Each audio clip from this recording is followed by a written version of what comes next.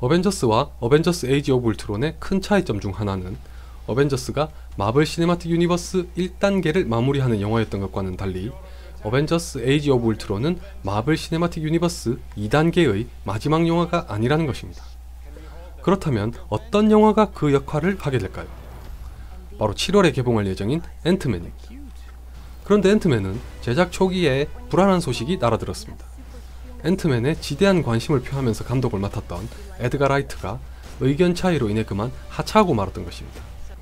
뜨거운 녀석들, 새벽의 황당한 저주, 스콧 필그림, 그리고 더 월즈 엔드에서 기발한 유머와 센스를 자랑했던 에드가 라이트였기에 팬들의 실망은 매우 컸습니다. 저 또한 마찬가지였고요.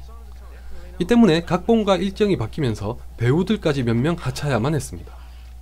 에드가 라이트의 뒤를 이어 앤트맨을 맡은 감독은 브링 잇 온, 예스맨, 다운 위드 러브, 브레이크업 이별 후에를 연출한 페이튼 리드입니다. 에드가 라이트와 비교하면 조금 신뢰도가 떨어지지만 두 사람 사이에는 커다란 공통점이 하나 있습니다. 바로 코미디 영화에 주력했었다는 것이죠. 이것만 봐도 앤트맨이 어떤 색깔의 영화가 될지 금세 감이 잡히시죠? 영화로 만나게 될 앤트맨은 1대 앤트맨인 행크 핌이 2대 앤트맨인 스콧 랭에게 자리를 물려주는 것으로 시작할 예정입니다. 마블 시네마틱 유니버스 사상 최초로 세대가 바뀌는 걸 볼 수 있게 되는 것입니다. 마이클 더글라스가 연기한 행크 핌은 원작 코믹스에서는 울트론의 창조주기도 하고 토니 스타크, 리드 리차드, 브루스 배너 등과 더불어 마블의 천재 캐릭터 중 하나입니다. 이런 행크 핌을 뒤로하고 마블 시네마틱 유니버스가 선택한 인물은 2대 앤트맨인 스콧 랭입니다. 지금부터는 스콧 랭이 앤트맨을 물려받은 과정을 간단하게 살펴보겠습니다. 미리 밝힙니다만 보시다시피 이 영상은 시빌워와 마찬가지로 코믹 스토리 안에서 제작한 것입니다. 방금까지 보셨던 부분은 제가 별도로 편집한 것이지만 코믹 스토리 안의 영상에는 더빙과 일부 이미지만 추가했으니 오해 없으시기 바랍니다. 모든 공은 코믹 스토리 안에게 돌아갔으면 합니다. 스콧 랭이 행크 핌의 뒤를 이어 앤트맨이 된 것은 1979년입니다. 이 당시 행크 핌은 앤트맨에서 은퇴하는 대신 옐로우 재킷이라는 새로운 히어로로 활동했습니다. 시빌워의 영상을 보셨던 분이라면 거기서 옐로우 재킷을 입은 행크 핌을 보셨을 겁니다. 스콧 랭은 전기기술자였으나 가족을 부양하기 힘들어지면서 절도를 하게 되고 이것으로 인해 체포되어 감옥에 수감됐습니다. 예나 지금이나 가장이 짊어진 질미란 게 참 버겁다 그죠? 감옥에 있는 동안에 스콧 랭은 열심히 공부한 덕분에 모범수로 일찍 풀려나고 운 좋게도 토니 스타크의 회사에 들어가게 됩니다. 이것을 인연으로 스콧 랭은 토니 스타크의 보안 설비를 도와주기도 했고 아이언맨과 앤트맨은 종종 함께 활동하게 됩니다. 감옥에 갔다 왔으나 모든 일이 순탄하게 흘러가는 것 같던 스콧 랭에게 커다란 비극이 찾아왔습니다.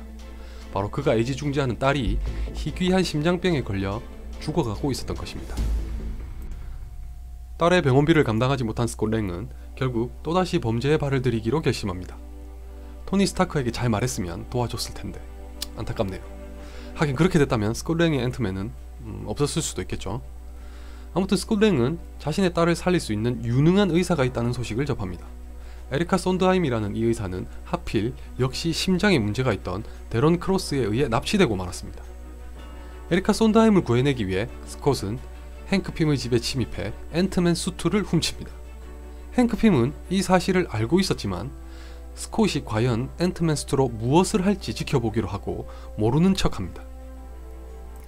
앤트맨 수트를 입은 스콧은 수트의 능력을 금세 파악하고 적응한 후에 자신의 몸을 줄여서 에리카 손드하임 박사가 있는 곳으로 숨어 들어갑니다. 어렵지 않게 에리카 손드하임을 찾은 스콧은 그녀의 도움을 필요로 하는 소녀가 있다고 하면서 함께 가자고 하지만 에리카 손드하임은 이미 다른 환자를 보고 있다는 말을 합니다. 다른 환자는 바로 데런 크로스였습니다.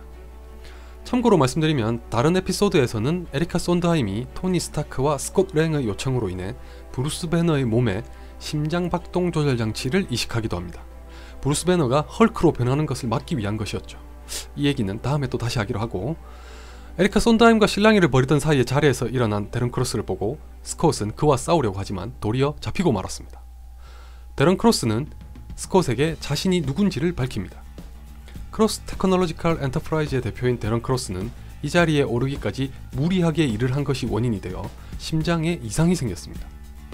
심장마비로 죽을 뻔했던 위기까지 겪으면서 그는 페이스메이커라고 하는 장치를 자신의 몸에 부착해 생명을 유지하고 있었습니다.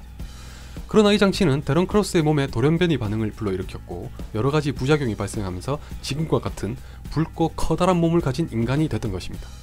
가장 큰 부작용은 페이스메이커를 사용하면 사용할수록 심장이 점점 더 죽어간다는 것이었습니다. 이 때문에 데런 크로스는 홈리스들을 납치하여 그들의 심장을 꺼내 자신의 몸에 이식하면서 살아가고 있었습니다. 에리카 손담을 납치한 것도 그래서였죠. 데런 크로스에게 잡혔던 스콧은 곤충과 의사소통이 가능한 능력을 살려서 탈출하고 다시 한번 그와 싸웁니다. 다행히 이번에는 데런 크로스의 심장에 이상이 생기는 바람에 그가 죽게 되면서 무사히 빠져나올 수 있었습니다.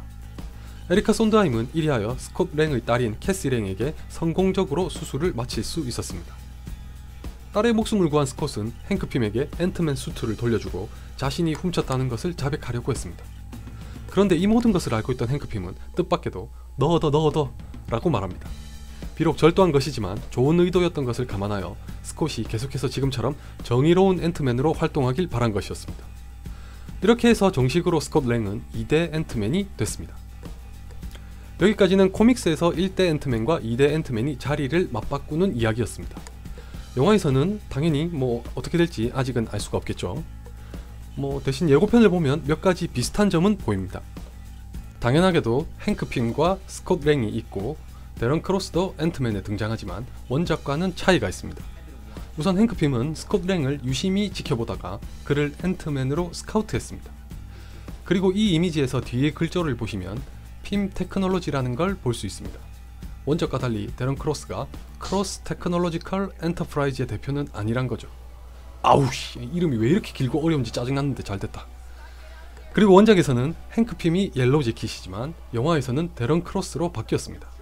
아마도 옐로우 재킷 수트 또한 행크 핌이 개발했으나 모종의 사건으로 인해 회사에서 축출됐고 이것을 데런 크로스가 악용한다는 설정일 것 같습니다. 잠깐이지만 스콧의 딸이 보이는 걸 봐서는 원작과 동일한 설정이 일부 보태질 수도 있겠습니다. 정확한 건 영화를 봐야 알 수 있겠죠. 이 이상은 저도 잘 모르겠네요. 결국 언제나 해답은 영화를 봐야 한다는 결론으로 마치도록 하겠습니다. 좀 무책임한가? 근데 어떡해, 내가 점쟁이도 아니고 마블 관계자도 아닌데 나도 영화를 봐야 알지.